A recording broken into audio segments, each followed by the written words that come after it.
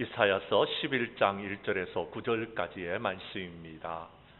이사야서 11장 1절에서 9절까지의 말씀을 받들어 봉독할 때에 하나님의 귀한 음성을 들을 수 있기를 간절히 원합니다.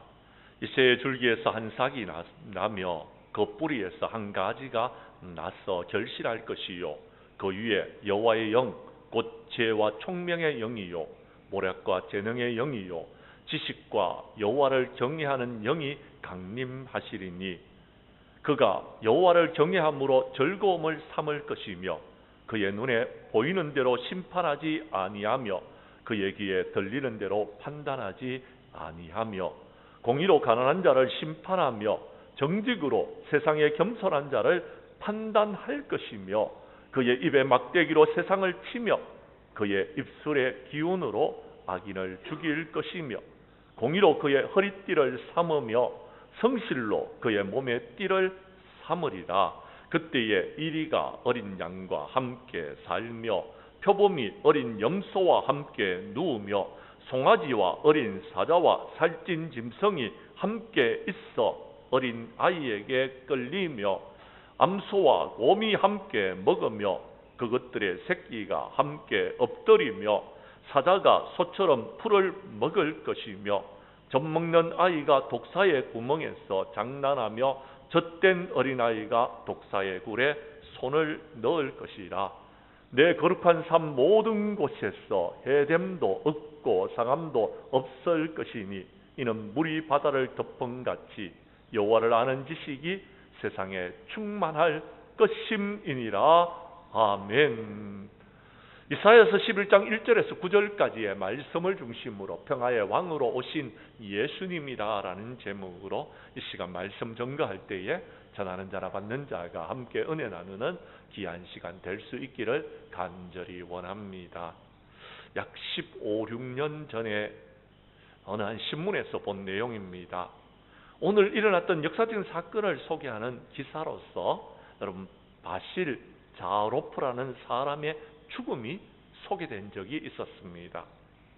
이 사람은 1936년도에 사망을 하였는데요, 19세기 말부터 20세기 초까지 전장을 장터로 죽음의 거래를 일삼은 역사상 가장 악명 높은 무기상이었다라고 말합니다.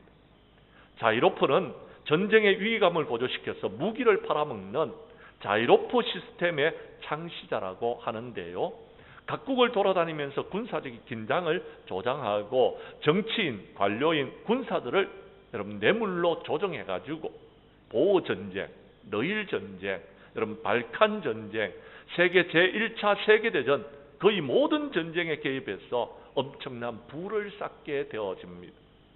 그에게는 아군과 적군의 구분이 없었습니다. 다만 전쟁에서 얼마나 길게 이 모든 것들을 지속해 나갈 것인가에 대해서 관심만 있었습니다.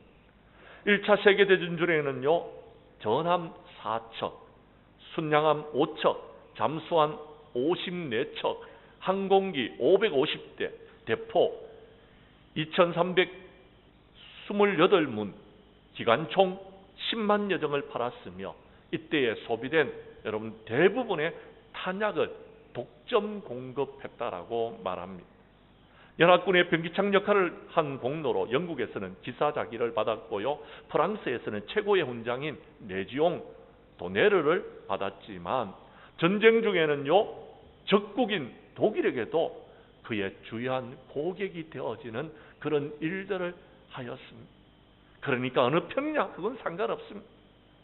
무기만 팔면 된다는 것이 그의 철학이었던 것입니다. 1차 세계대전이 끝나면서 매출이 감소하니까 전쟁에 목말랐던 자이로프는 그리스와 터키 간의 분쟁을 유발시켜서 군수 경기를 부활하려고 시도합니다. 하지만 그가 지원했던 그리스가 패배하면서 정치적인 영향력에 타격을 입게 되었고 그의 활동은 점차 위축되어지는 것입니다. 1926년 은퇴 후에 모나코 몬테카를로에서 정착하여서 도박장을 운영하다가 1936년 그의 나이 87세의 일기로 자신의 저택에서 하인의 품에서 여러분 조용히 숨을 거두었다고 합니다. 사랑하는 성도 여러분, 그의 삶의 목적은 전쟁이었습니다. 평화가 아닙니다. 예수님과 전혀 여러분 반대되는 삶을 살았던 사람. 20세기가 되면 많은 사람들은 전쟁이 없어질 것이라고 희망을 가졌습니다. 왜냐하면 인간 이성이 최고도로 달했기 때문에 이제는 전쟁 같은 야만적인 일은 없어질 것이라고, 인간 이성에 의해서 모든 갈등이 해소될 거라고 믿고들 있었습니다. 그런데 20세기가 되자마자 1차 세계대전이 일어났고, 여러분 그 얼마 후에 2차 세계대전이 일어나서 온 세계는 전쟁으로 인하여서 여러분 힘들고 어려운 상황이 이루어졌습니다. 전쟁이 사라질 것이라고 생각했는데 큰 전쟁을 2번이나 치루었으니 여러분 평화는 불가능한 것일까요? 그냥 평화는 꿈일까요? 오늘 본문은 이사야 선지자가 애국과 아시리아라는 강대국들 틈바구니 속에서 생존의 위협을 느끼고 있던 조국의 운명을 안타까이 여기면서 기록한 성경의 말씀입니다. 그런 민족들의 운명이 하나님께 속해 있었다고 믿었기 때문에 절망적인 상황 가운데서도 희망을 버리지 아니하고, 그런 약소국가를 억압하는 강대국들의 사이 속에서 하나님의 엄청난 여러분 심판을 바라보았지만, 그렇다고 해서 강대국의 멸망을 소망하지는 않았던 것입니다. 오히려 그들과 평화로운 공존을 꿈꿔왔다라고 성경에 기록하고 있습니다. 결국 예수님이 오심으로써 이제 그 평화는 이 땅 가운데서 이루어지게 되어졌습니다. 오늘 우리들도 이 혼란한 세상 가운데서 이 땅의 평화가 이루어지기를 꿈꾸는 자들이 될 수 있기를 원합니다.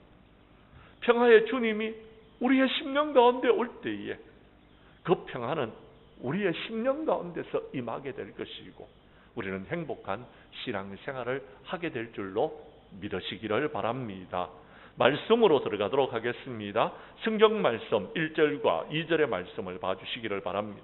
예수님은 하나님이 영이 강림하심으로 평화의 왕으로 이 땅에 성탄하셨습니다. 제가 1절의 말씀을 읽겠습니다. 2절은 여러분이 읽어주십시오. 이 새 줄기에서 한 싹이 나며 그 뿌리에서 한 가지가 나서 결실할 것이요.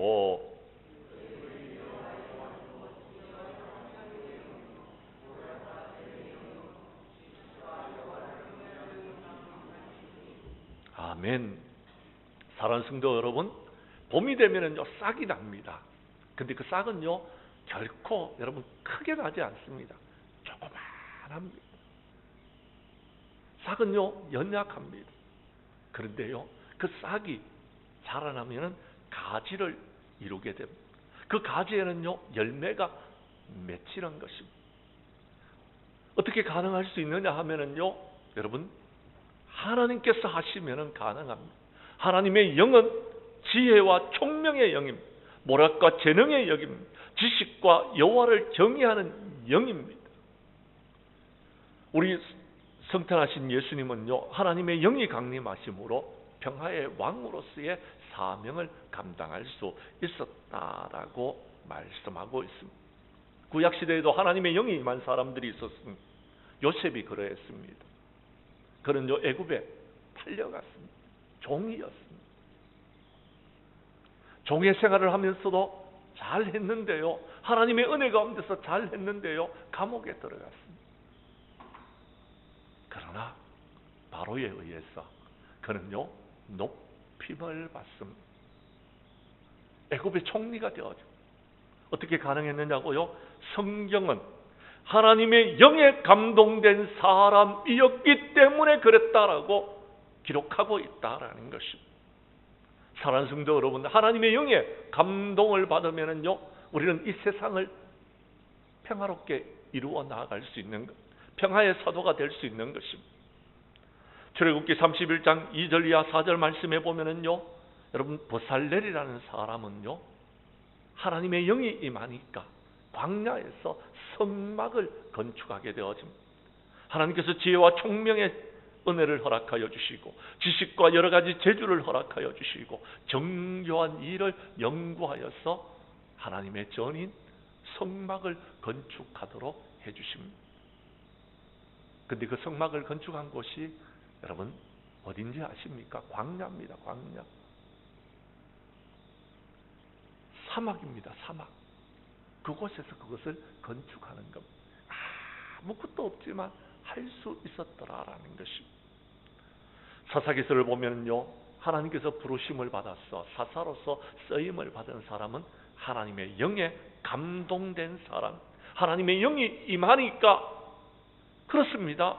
적국의 지배를 받던 이스라엘이 구원함을 받고 이제 평화를 누리게 되어지는 역사가 일어나게 되어졌더라라고 말하고 있습니다.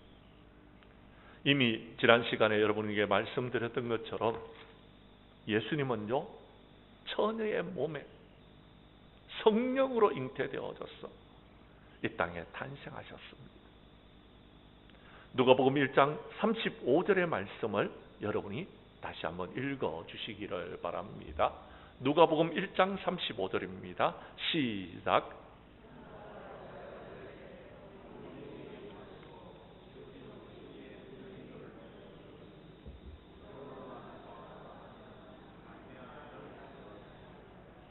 그렇습니다. 세상 사람들은 이해하지 못합니다.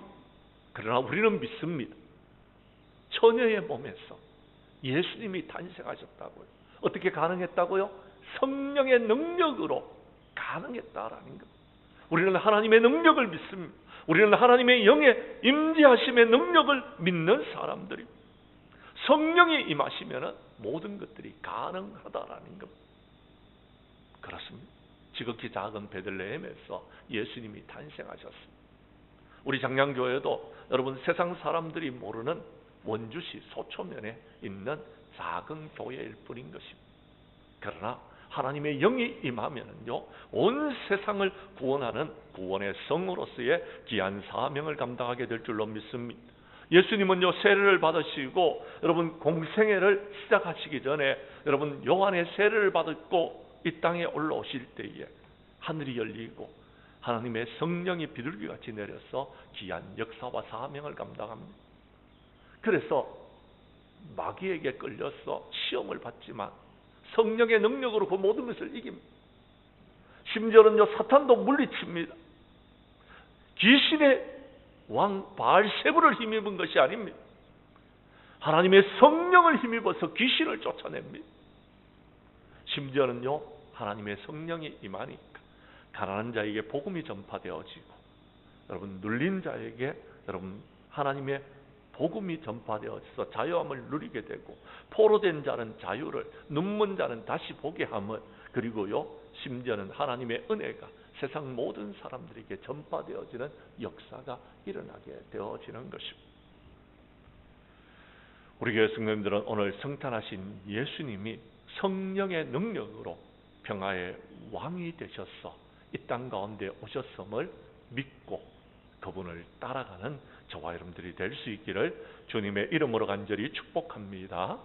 두 번째, 오늘 성경 말씀 다시 본문으로 돌아가서 여러분 3절 이하 5절에 보면 성탄하신 예수님은요, 평화의 왕으로 오셔서 성령의 능력을 힘입어 공의로 세상을 심판하시는 왕이십니다.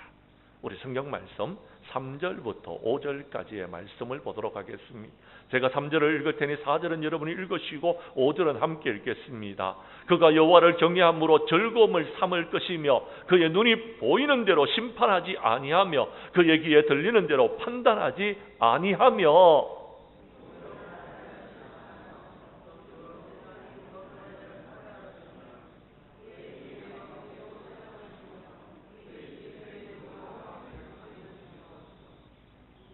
5절 말씀은 함께 읽겠습니다. 공의로 그의 허리띠를 삼으며 성실로 그의 몸의 띠를 삼으리라. 아멘. 성령의 임재하심이 없는 사람, 그 사람은요 여러분 자기의 눈이 보는 대로 모든 것을 판단해 버립니다. 자기에게 들리는 대로 여러분 함부로 말합니다. 진실을 모릅니다. 진리를 잘 모르는 사람들이 있습니다. 하나님의 나라는요, 믿음의 눈이 아니면은요, 볼 수 없습니다. 우리가요, 판단할 수 있는 그런 능력을 갖고 있는 사람들은 그렇게 많지 않습니다. 세상을 판단하실 분은 하나님 한 분밖에 없습니다. 세상을 심판하실 분은 하나님 한 분밖에 없습니다. 하나님께서 눈을 열어주시고 길을 열어주실 때에 말씀이 들려지고 하늘의 비밀이 여러분 깨닫게 되어지고, 그래서 여러분 믿음의 눈으로 바라봐야지만이 하나님 나라를 볼 수 있는 겁니다. 그런데 어떤 사람은요, 그저 눈에 보이는 것만 말합니다. 귀에 들리는 것만 이야기합니다. 그래서요, 사탄이 우리의 귀에서 속닥 하면은요, 다 속아서 넘어집니다. 수근수근 하면은요, 여러분 진짜 그런가 싶어서 이 세상에는요, 여러분 가짜 뉴스와 거짓 뉴스들이 얼마나 많은지 모릅니다. 저는 요즘 TV를 본 지 오래되었습니다. 들려지는 뉴스는요, 오히려 저를 짜증나게 하고 여러분 힘들게 만들고 어렵게 만듭니다. 뭐 별의별 이야기가 다 나오고 있습니다. 근데요, 진실을 볼 수 있는 눈을 갖고 있는 사람들이 그렇게 많지 않습니다. 심지어는요, 온갖 뉴스들이 우리를 더 힘들게 만들고 있다라는 것입니다. 사랑하는 성도 여러분, 눈이 보이는 대로, 귀가 들리는 대로 여러분 세상을 판단하지 마십시오. 우리에게는 판단의 능력이 없습니다. 하나님께서 우리에게 원하시는 것은요, 모든 것을 주님께 맡기라라는 것. 다만 우리는요, 주님만 바라보면서 주님의 말씀대로 순종하며 살아가면 되는 것입니다. 그렇습니다. 마지막 날이 되어지면은, 심판의 때가 되어지면은 거룩한 자들의 발은 하나님께서 지켜주실 것입니다. 그러나 악인들은 하나님께서 심판하실 것입니다. 악인들은 하나님께서 심판하시는, 악인들은 하나님께서 갚아주시는 것입니다. 의로운 자는 하나님께서 인정해 주시는 것입니다. 우리 하나님은요, 독생자들 예수 그리스도를 이 땅에 보내셔서 이 세상을 공의로 심판하게 하십니다. 하나님의 심판은 공의롭습니다. 왜요? 하나님은 모든 것을 다 아시기 때문에 그렇습니다. 우리는 모릅니다. 그 사람이 어떤 마음을 갖고 그 사람이 어떤 의도로 그 일을 하고 있는지를 우리는 모른다라는 것. 그러나 주님은 아십니다. 성경 말씀 요한복음 3장 16절 이하 21절에서 이렇게 말씀하고 있습니다. 성경 말씀 요한복음 3장 16절에서 21절까지를 교독합니다. 하나님이 세상을 이처럼 사랑하사 독생자를 주셨으니 이는 그를 믿는 자마다 멸망하지 않고 영생을 얻게 하려 하심이라.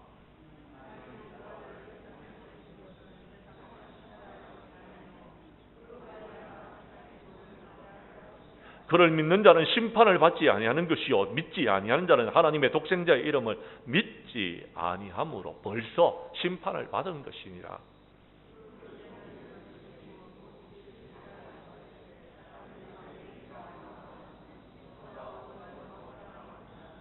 악을 행하는 자마다 빛을 미워하여 빛으로 오지 아니하나니 이는 그의 행위가 드러날까 함이요.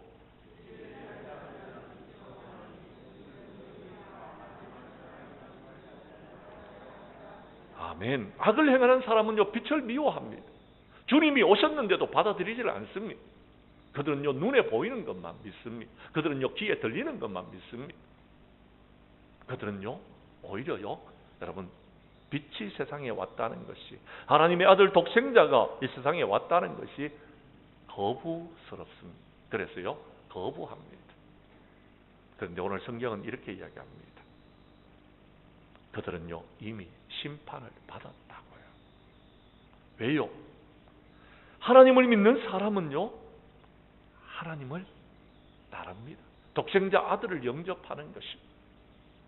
그들은요, 이미 심판에서 구원함을 받았습니다. 하나님의 목적은요, 우리를 심판하는 것이 아닙니다. 구원하시는 것입니다. 그래서 독생자 아들 예수 그리스도를 보내신 겁니다. 그런데 감히 인간이 심판받아야 될 대상자들이 서로 간을 정죄하고 판단하고 심판하고 있습니다. 우리는 심판자가 아닙니다. 저는 심판자가 아닙니다. 저는 하나님의 은혜로 구원받은 사람. 그래서 여러분 앞에 설 수 있었습니다. 하나님께서 저를 심판하셨다면 저는 이 세상 사람이 아닐 것입니다. 오늘 이 자리에 있는 여러분들 중에서 죄를 짓지 아니한 사람들이 있다라면 여러분 이 자리에 남아 있을 수 있는 사람이 있을지 모르겠지만 여러분의 죄 때문에 하나님께서 심판하셨다면 오늘 이 자리에 제가 생각할 때 몇 사람도 남아 있지 않을 수도 있습니다. 아니요, 전부 다 하나님께서 다 심판하셔서 여러분 멸망 가운데 빠질 사람들도 있습니다. 그러나 은혜로 구원받았습니다. 우리는 하나님의 은혜로 이 자리에 있는 것입니다. 우리 주님은 다시 오실 것입니다. 그때는요 심판하십니다. 그때는 심판하실 것입니다. 그때 심판을 받을 때 어떤 사람들은요 천국으로 주님이 계시는 그 천국에 들어가서 영원한 여러분 안식을 누리고 평안을 누리고 축복을 누리고 여러분 부흥을 누리고 여러분 살아가는 사람들도 있을 것입니다. 그런데 우리 중에 어떤 사람은요 그날에 주님을 믿지 아니함으로 내가 여러분 교만하여서 지옥에 떨어질 사람들도 있을까 두렵습니다. 준비하고 있으라고 그럽니다. 깨어 있으라 그럽니다. 그렇습니다. 2025년도는 불과 이제 10일 후가 되면은 우리가 맞이하게 될 것입니다. 2025년도가 되어져서 그때 후회하면은 아무 소용없습니다. 아직 2024년도가 가기 전에 우리가 회개할 것이 있습니다. 회개해야 됩니다. 그리고 새롭게 새해를 맞이해야 되는 것입니다. 선한 일을 행한 사람은 생명의 부활로 다시 여러분 세상을 살아갈 수 있을 것입니다. 그러나 악한 일을 행한 사람은 심판의 부활로 주님 앞에 서게 될 것입니다. 우리 하나님은요, 우리 주님은 듣는 대로 심판하지 않습니다. 하나님의 뜻대로 심판하는 겁니다. 초점은 믿음에 있는 것입니다. 초점은 주님께 있는 것입니다. 하나님의 뜻대로 행했느냐, 행하지 않았느냐, 여기에 있는 것. 선하고 여러분 옳은 것은, 의로운 것은요 하나님의 뜻대로 행했느냐 믿느냐라는 것이 우리가 판단하는 것이 아닙니다. 하나님이 판단하시는 마지막 때에 죄에 대해서, 의에 대해서, 심판에 대해서 하나님께서 여러분 책망하실 것입니다. 그날에 책망받는 자들이 아니라 칭찬 듣는 하나님의 사람들이 되기 위해서는 우리 교회 성도님들이 공의로 세상을 심판하실 평화의 왕이 오시기를 간절히 기다리고 그분을 우리의 심령 가운데 모셔드리고 마지막에 평화의 사도로서 행복한 삶을 살아가는 저와 여러분들이 될 수 있기를 간절히 원합니다. 세 번째 오늘 성경 말씀 6절 이하 9절까지의 말씀은 성탄하신 예수님은 평화의 왕으로 이 땅에 오신 분이시다라고 말씀하시면서 평화의 왕으로 오신 예수님이 이루실 하나님의 나라, 평화의 나라를 우리에게 소개해 주고 있습니다. 6절부터 8절까지의 말씀을 교독하도록 하겠습니다. 제가 6절을 먼저 읽습니다. 그때에 이리가 어린 양과 함께 살며 표범이 어린 염소와 함께 누우며 송아지와 어린 사자와 살찐 짐승이 함께 있어 어린 아이에게 끌리며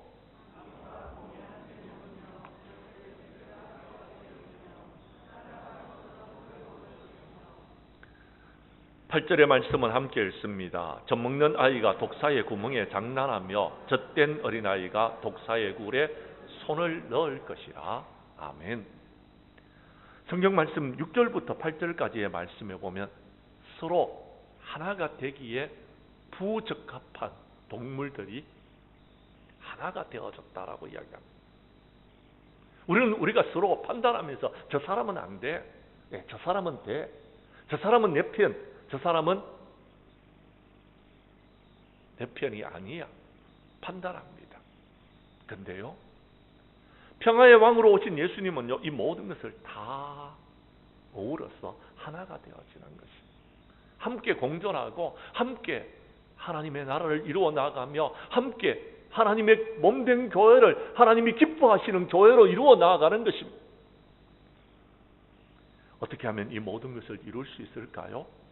성경은 레위기서 26장 3절에서 너희가 내 규례와 내 계명을 준행하면 6절에 가서 내가 그 땅에 평화를 줄 것이다 라고 말합니다. 하나님의 말씀을 지켜 행하지 아니하니까 평화가 이루어지지 않는 겁니다. 내 생각과 내 뜻을 가지고서 살아가니까 평화가 이 땅 가운데서 일어나지를 않는 겁니다. 좀 죄송합니다. 여러분, 제가 나라 이야기를 별로 안 합니다만도 여러분, 이 나라가 왜 지금 이렇게 어려움 속에 빠졌느냐 하면요, 각자의 생각과 각 당의 여러분 당리당락을 이루기 위해서, 욕심을 이루기 위해서 이 나라가 지금 평화가 깨어져 버리는 겁니다. 초점을 하나님께 맞추십시오. 초점을요, 하나님의 말씀에 맞추십시오. 그리고 그 말씀대로 준행하며 평화가 이루어지는 것입니다. 사무엘 당시에 이스라엘 백성들이 우상을 숭배했습니다. 그래서요, 블레셋 나라에 공격을 받았습니다. 그때의 사무엘은요, 미스바로 모이라, 우리가 함께 기도하자, 우리가 하나님을 찾자, 하나님 앞에 엎드려 기도했더니 하나님께서요, 블레셋의 모든 군대를 물리치십니다. 그리고는요, 그 땅에 평화가 있었더라라고 이야기합니다. 신앙으로 돌아가야 됩니다. 말씀으로 돌아가야 됩니다. 기도로서 돌아가야 되는 겁니다. 그런데 기도하지 않습니다. 하나님의 말씀도 묵상하지 않습니다. 그리고는요, 내 생각과 내 뜻을만 가지고서 여러분 자꾸 이야기합니다. 그러니까 평화가 없는 것입니다. 예수님께서는 평화를 이루시기 위해서 어떻게 하시는지 아십니까? 이사야서 53장 4절 이하에 보면은 예수님이 질고를 지십니다. 예수님이 징벌을 받습니다. 예수님이 찔림을 받습니다. 예수님이 상함을 받습니다. 왜요? 우리의 죄악 때문에요. 예수님이 징계를 받음으로 우리는 평화를 누리게 되어졌습니다. 주님이 당하신 고난입니다. 주님이 그것을 위해서 이 땅에 오셨습니다. 목자들에게 나타나신 예수님, 목자들에게 나타나신 천사가 복음의 기쁜 소식을 전해줍니다. 지극히 높은 곳에서는 하나님께 영광이요, 땅에서는 기뻐하심을 입은 사람들 중에 평화가 임한다고요. 그렇습니다. 어떻게 이루셨습니까? 십자가로 이루셨습니다. 그런데 우리는 십자가는 안 지려고 그러고요, 평화하기만을 원하고 있습니다. 그런데 평화가 이루어집니까? 인간적인 방법으로 평화 안 이루어집니다. 세상적인 방법으로요, 온갖 수단과 술수를 다 써도요, 평화는 이루어지지 않습니다. 십자가가 있어야 됩니다. 주님의 그 십자가의 보혈의 피가 흘러야 되는 것입니다. 우리 교회 성도님들은 평화의 왕으로 오신 예수님을 이 시간 맞이하시고, 내가 십자가를 짐으로 이제 우리 교회에도, 우리 나라에도, 여러분의 가정에도 참된 평안이 임하시는 이번 성탄절이 될 수 있기를 간절히 원합니다. 이제 말씀을 마치려고 합니다. 다사다난했던 2024년도는 이제 10일밖에 남지 않았습니다. 평화의 왕으로 오신 예수님을 맞이하는 성탄절이 이번 주 수요일입니다. 이번 성탄절에는 기쁘고 즐거운 성탄절을 맞이하기 위하여서 우리 성도님들의 심령 가운데 성령님이 임재하시는 역사가 있기를 원합니다. 우리 예수님은 성령이 임하시자 세상을 심판하시되 공의로 심판하셨습니다. 그리고 평화의 왕으로 이 땅에 오셔서 저와 여러분의 심령에 평안을 허락하여 주시고 세상에서 평화의 사도로서의 삶을 살아갈 수 있도록 은혜를 베풀어 주셨습니다. 이번 성탄절에 평화의 왕으로 오신 예수님을 꼭 만나는 우리 장량교회 모든 성도들이 될 수 있기를 주님의 이름으로 간절히 축복합니다. 축복합니다. 기도드리겠습니다.